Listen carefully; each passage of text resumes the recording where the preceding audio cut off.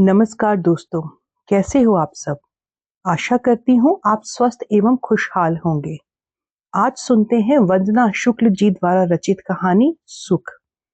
इससे पहले कि आप कहानी में खो जाएं, आपसे अनुरोध है कि आप चैनल को सब्सक्राइब कर लीजिए ऐसी और बेहतरीन कहानियां सुनने के लिए। तो चलिए कहानी शुरू करते हैं।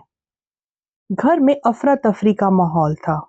रात के 10 बज रहे थे और पापा वो अभी तक घर नहीं लौटे थे। 7 बजे घूमने का कहकर गए थे। पहले सोचा कि अपने दोस्त वर्मा अंकल के यहाँ चले गए होंगे, लेकिन जब उन्हें फोन किया तो उन्होंने भी कहा, भाई साहब यहाँ तो कई दिनों से नहीं आए हैं। हाँ, 2 एक बार उन्हें पार्क में बैठे जरूर देखा है। मैं 2 दिन पहले ही मुंबई से यहाँ लखनऊ आई थी अपने मायके। जब मैं आई थी तो उन्होंने मुझे खूब प्यार किया था, मेरे सिर पर हाथ फेरा था। सुभाष यानी अपने दामाद के बारे में भी पूछा था। लेकिन आज अचानक किसी अनहोनी से मन बेचैन होने लगा। आधी रात में बड़े भैया, भाभी, मैं और छोटे भैया कार से लगभग भटकते हुए पूरे शहर में पापा को तलाश रहे थे। रात बीत रही थी, आशा क्षीण हो रही थी। हताशा के अंधेरे में मन डूबे जा रहे थे। सब मौन थे और कार की विंडो साइड से रात की कालिमा को बेदखल कर एक खोई हुई निश्चिंतता को खोजने की नाकाम कोशिश कर रहे थे। हम तीनों की आंखें बस दृश्य को तलाश रही थी कि जब किसी पुलिया किसी बंद दुकान के बाहर बैठे या यूं ही टहलकदमी करते हुए पापा मिल जाएं। लेकिन बीच बीच में से हम में से कोई पिछले 2 दिन के पापा के कार्यकलापों में उनके न आने की वजह टटोल लेते। जैसे छोटे भैया ने कहा, कल वो मुझसे बेंगलोर वाले चाचा का पता पूछ रहे थे। भाभी ने भी बताया, कुछ दिनों से पापा खाना भी बहुत कम खा रहे थे और कुछ अनमने से रहने लगे थे। मुझे भी याद आया कि कल पापा फोन पर किसी से कह रहे थे कि अब वो कुछ दिनों के लिए कहीं जाना चाहते हैं। मन नहीं लग रहा है उनका यहाँ। फिलहाल हम सब की हालत उस नाउम्मीदी से वीरान खेत की मानिंद हो रही थी जिसे चिड़िया चुग गई हो। कार सड़कों पर भागी चली जा रही थी। अंधेरे और ज्यादा गाढ़े हो गए थे। कार के बाहर भी सन्नाटा था और भीतर भी। लेकिन ये तो हम कार में बैठे लोग ही जानते हैं कि उस वक्त हमारा भीतर किस शोरगुल से मुठभेड़ कर रहा था। एक अबूझ खामोश कोलाहल जिसकी शब्दहीन ध्वनि में न जानी कितनी दुश्चिंताएं, कितने मलाल घुले हुए थे। शहर का हर वो कोना जहां पापा के मिलने की गुंजाइश थी, छान मारा था। लोगों से पूछा भी, लेकिन कोई नतीजा नहीं निकला। हम सब बिल्कुल निराश हो चुके थे और कुछ भी सूझ नहीं रहा था। बाज वक्त वहम भी किस कदर बेचैन कर देते हैं, खासकर ऐसे अंदेशे जो किसी से कहे ना जाएं, परिवार को ही बर्दाश्त करने हो। पापा से ये उम्मीद बिल्कुल नहीं थी, सच। हमने अपने बाबूजी की तरह उनकी सेवा की। पता नहीं हमसे क्या गलती हो गई। भाभी लगभग रुआंसी होकर बोली, भैया ऐसे आधी रात में सड़कों पे भटकते रहने से क्या होगा? मुझे लगता है हमें पुलिस में रिपोर्ट कर देनी चाहिए।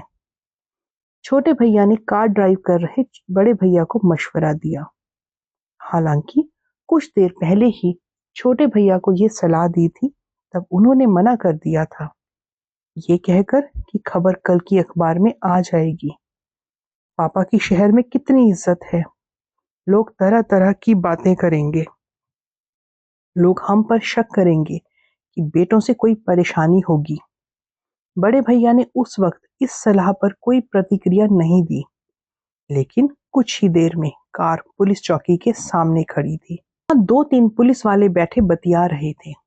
हमें देखकर सामने बैठे इंस्पेक्टर ने हमें कुर्सियों पर बैठने के लिए कहा।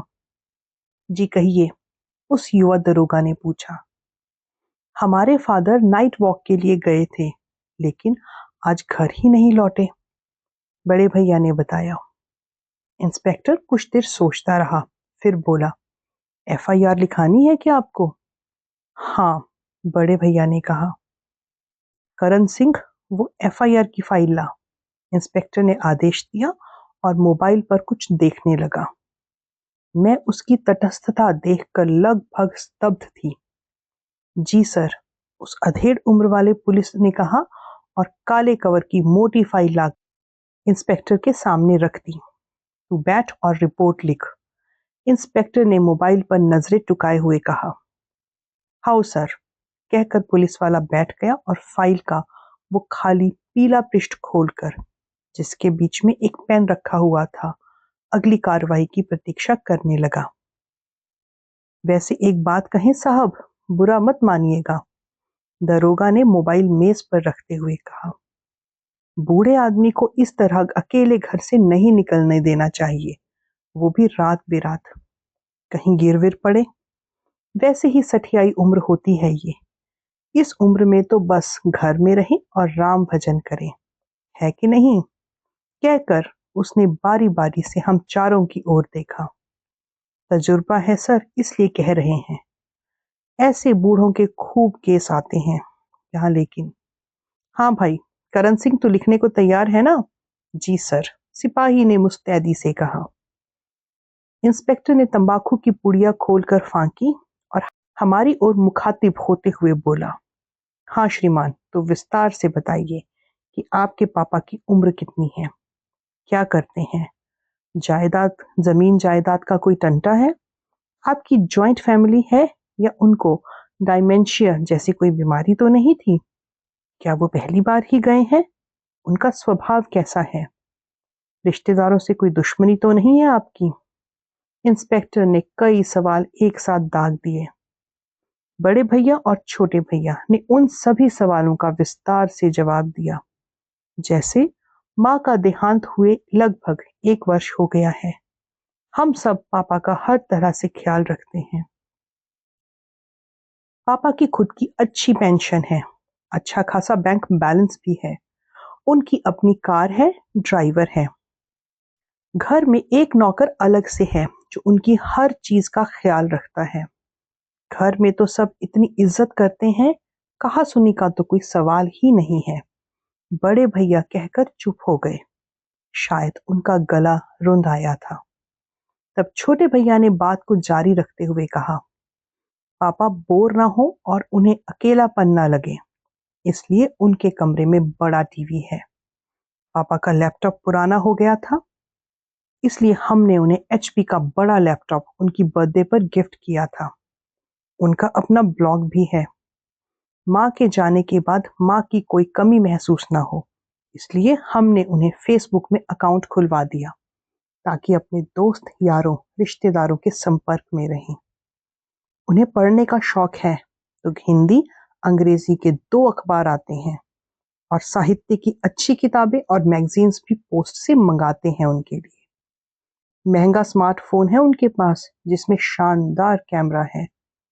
इतना महंगा फोन इसलिए दिलवाया कि सुबह सुबह उधर खेतों की तरफ या पार्क में घूमने जाते हैं, वहां की बिंदास तस्वीरें खींच और फोटो गैलरी में से इंस्टाग्राम, फेसबुक पर अपलोड करें। उन्हें फोटो एल्बम बनाना और सबको दिखाना बहुत अच्छा लगता है ना, इसलिए। और हाँ, व्हाट्सएप भी तो डाउनलोड कर दिया था हमने पापा के फोन में। अपने परिवार के ग्रुप में भी उन्हें शामिल कर लिया है। हम सभी व्हाट्सएप पर उनके हालचाल पूछते रहते हैं। भाभी ने इंस्पेक्टर को ये जानकारी भी दी। मैंने तो पापा से कह रखा है, जब भी कोई जरूरत हो फोन कर दें या फिर व्हाट्सएप मैसेज कर दें। ऊपर ही तो रहते हैं हम लोग, वो बुलाएंगे तो कोई ना कोई तुरंत आ जाएगा। लेकिन ना तो वो ग्रुप में एक्टिव रहते हैं और ना ही व्हाट्सएप पर। बड़े भैया की आवाज में पीड़ा थी। पिछली बार व्हाट्सएप पर माँ पापा की कितनी पुरानी तस्वीरें अपलोड की थी मैंने कि पापा खुश हो जाएंगे, लेकिन नो कमेंट। जहां जाना है आराम से जाएं, कार, ड्राइवर दोनों हैं, खुशहाल परिवार है, सब सुख सुविधाएं हैं, ना कोई चिंता, ना कोई फिक्र, ना कोई मानसिक बीमारी। पता नहीं कहाँ गए, मैंने भी चिंतित होकर कहा। जहां जहां पापा को खोजा जा सकता था वो सब ठिकाने हम तलाश चुके हैं। तभी आपके पास रिपोर्ट लिखवाने आए हैं, छोटे भैया ने कहा। रिपोर्ट लिखवाकर और दरोगा को पापा को तलाशने की हर संभव कोशिश करने का आश्वासन देकर हम घर की ओर वापस लौट पड़े। कार आगे भागी चली जा रही थी और मेरी स्मृतियां पीछे। पापा बेहद खुश दिल और मिलनसार इंसान रहे हैं। ऑफिस में उनकी छवि एक ईमानदार और कड़क ऑफिसर की थी। ऑफिस से देर से लौटते, लेकिन माँ का भी पूरा ख्याल रखते। माँ से कहते, घर में मुटिया रही हो तभी तो बीपी गठिया लगा बैठी, थोड़ा बाहर निकला करो। डॉक्टर ने भी सैर करना बताया था, लेकिन माँ तो माँ है। वो घर के कामकाज में इस कदर मशगूल रहती कि अपने लिए घूमने जैसा वक्त निकालना उन्हें व्यर्थ का काम लगता। पर पापा ठहरे उसूल वाले आदमी। रात का खाना जल्दी इसलिए होता कि अम्मा के साथ पापा कॉलोनी के पार्क में टहल आए। माँ पूजा पाठ बहुत करती थी और बहुत बड़ी शिव भक्त थी।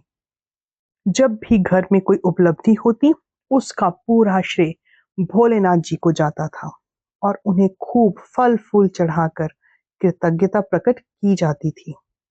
और घर में कोई दिक्कत होती तो उसी भोलेनाथ के मंदिर में दया की दरियाफ्त की जाती। करीमगंज के भोलेनाथ बाबा हर मर्ज की दवा। पापा अक्सर माँ का मजाक उड़ाते। शहर में तमाम शिव मंदिर हैं, लेकिन इतनी दूर इसी मंदिर के भोले बाबा तुम्हारी बात सुनते हैं क्या? कभी कभी किसी बात का श्रेय अपने इस भोलेनाथ को भी तो दे दिया करो, कहकर वो खूब हंसते। पापा आस्तिक हैं, लेकिन मूर्ति पूजा में विश्वास नहीं करते। बावजूद इसके माँ की भावनाओं को उन्होंने कभी ठेस नहीं पहुंचाई। पापा जब दिन भर किताबों में मुंह दिए बैठे रहते या संगीत सुनते रहते तो माँ नाराज हो जाती। एक तो छुट्टी मिलती है, उसमें भी हमसे बातें नहीं करते।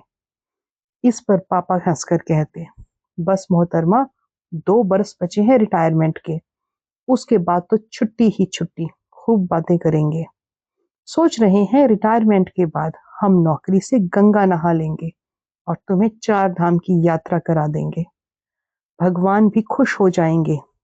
और भगवान क्यों, कैसा लगा मेरा प्लान? हमें तो तुम पे कोई भरोसा नहीं है। अरे जिन्हें घर में बात करने का समय नहीं है, तीरथ क्या ले जाएंगे? माँ मुस्कुराकर उल्हाना देती। वैसे श्रीमती जी, तुम्हारे पास भी बातें करने का टाइम कहाँ है? दिन भर तो घर के काम धंधे में लगी रहती हो, पापा हंसकर कहते। और वैसे भी घर में रहती हो तो बातें होती ही कहाँ है तुम्हारे पास? वही चोला चौका, घर गृहस्थी, नाते रिश्तेदार के यहाँ मुंडन ब्याह शादी, ऐसी ही नोक झोंक मम्मा पापा में चलती रहती थी। कॉलोनी वालों के लिए पापा तिवारी जी, लंगोटिया यारों के लिए पंडित जी, ऑफिस में सर और घर में हम सबके पापा। जब वो अपने किसी मुलाजिम या परिचित से फर्राटेदार इंग्लिश में रौब से बात करते तो सुनने वाला सकते में आ जाता कि ये वही शख्स है जो अपने यार दोस्तों के साथ अनौपचारिक लम्हों में बिंदास ठहाके लगाता हुआ विशुद्ध बुंदेलखंडी में बतियाता है। पापा खुश मिजाज और आदर्शवादी व्यक्ति के रूप में जाने जाते रहे हैं। घर हो या ऑफिस, अनुशासनहीनता और अनैतिकता उन्हें नाकाबिले बर्दाश्त थी।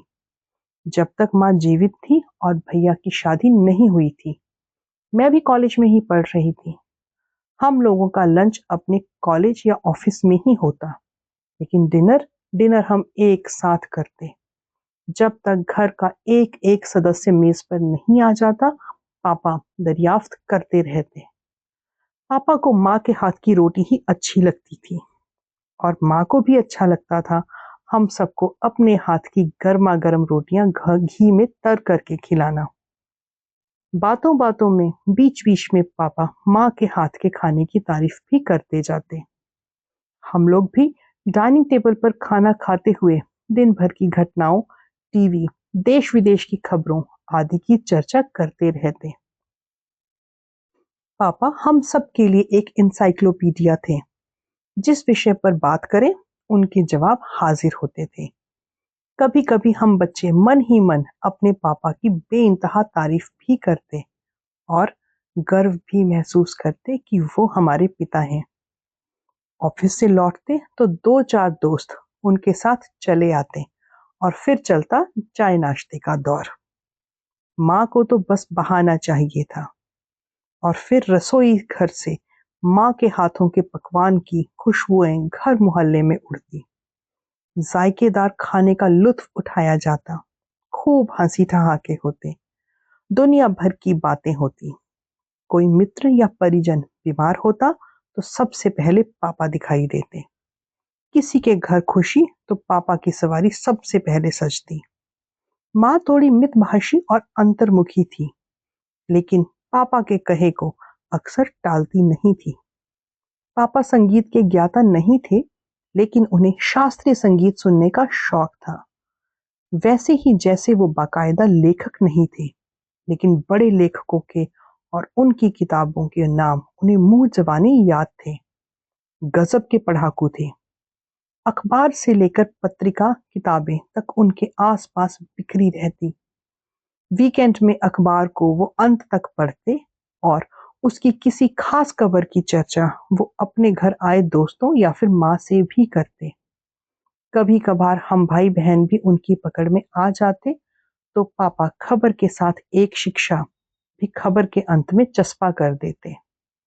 उनके कमरे में साहित्यिक पत्रिकाओं के अलावा निरोगधाम, आयुर्वेद, ओशो टाइम्स, के कृष्णमूर्ति, अंग्रेजी के मास्टर्स के उपन्यास, कथा संकलन, बुद्ध दर्शन, खलील जिब्रान आदि किताबें, पत्रिकाएं भी बुक शेल्फ में रखी दिखती थी। खाली वक्त में वे माँ को सब पढ़कर सुनाते और जो पंक्ति या अंश अच्छा लगता उसे किताबों में अंडरलाइन भी करते जाते। माँ नहीं रही। पापा की रिटायरमेंट के ठीक एक वर्ष पहले रात में अच्छी भली सोई और सुबह सोकर उठी ही नहीं। माँ को अचानक हुए कार्डियक अटैक ने मानो घर की नींव ही हिलाकर रख दी। माँ के ना रहने को स्वीकार करने और संभलने में हमें बहुत वक्त लगा। सब तो अपनी नौकरियों, परिवार में व्यस्त हो जाएंगे, पर पापा को उम्र रिटायरमेंट के बाद खाली हो जाने की थी, जिसे माँ को ही भरना था।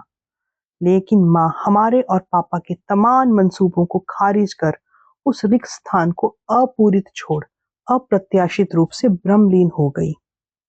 हमें सबसे ज्यादा फिक्र पापा की थी कि वे माँ के बिना कितना टूट जाएंगे।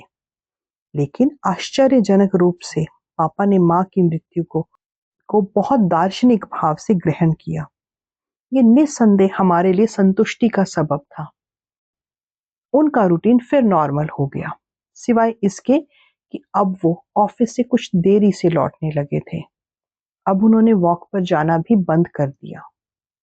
बड़े भैया ने बहुत जिद की उनसे कि वो फिर से सैर के लिए जाना शुरू कर दें, बल्कि उनके मोबाइल में पेडोमीटर भी इंस्टॉल कर दिया और कहा कि पापा, आपकी उम्र के लोगों को रोज मिनिमम 4000 कदम चलना चाहिए।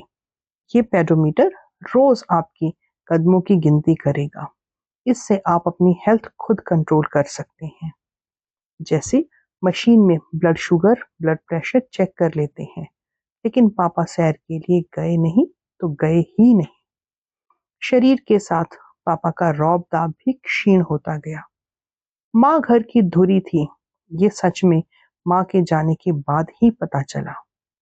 माँ के जाते ही जैसे घर का घरपन भी माँ के साथ ही चला गया। घर में microwave oven, vacuum cleaner, dish washer, washing machine जैसे उपकरण दिखाई देने लगे। घर की व्यवस्थाएं भी बदल गई। किसी बाहर के व्यक्ति के लिए प्रवेश निषिद्ध वाली माँ की चमचमाती रसोई समेत घर में अब 2 नौकरानियां घूमती दिखाई देने लगी, जो खाने से लेकर साफ सफाई तक सब काम करती। दोनों भाई अक्सर देर से घर लौटते। भाभी खाने पर भैया का इंतजार करती और वे दोनों खाना अपने कमरे में ही खाते। छोटे भैया डिनर अक्सर बाहर करके आते या फिर अपने कमरे में टीवी देखते हुए करते। खाना बनाने वाली मेड पापा का खाना कैसरोल में डाइनिंग टेबल पर रखकर चली जाती और वे अपना खाना खुद परोस कर खाते या कभी कभी भाभी दे देती। सबको आपस में बात किए कितने दिन गुजर जाते। कभी कभार घर का नौकर राम सुख अलबत्ता प्रसाद लेकर आता। साहब, बड़े भैया की तरक्की हो गई है, लो मिठाई खाओ। या कभी किसी खास आयोजन जैसे नई गाड़ी खरीदने या भैया की तरक्की की खुशी में पूजा पाठ में पापा को बहुत आदरपूर्वक बुलाया जाता और उनके हाथ से पूजा कराई जाती। एक हफ्ता पहले पापा ने बड़े भैया से कहा था, मुझे तुझसे कुछ बात करनी है संजू।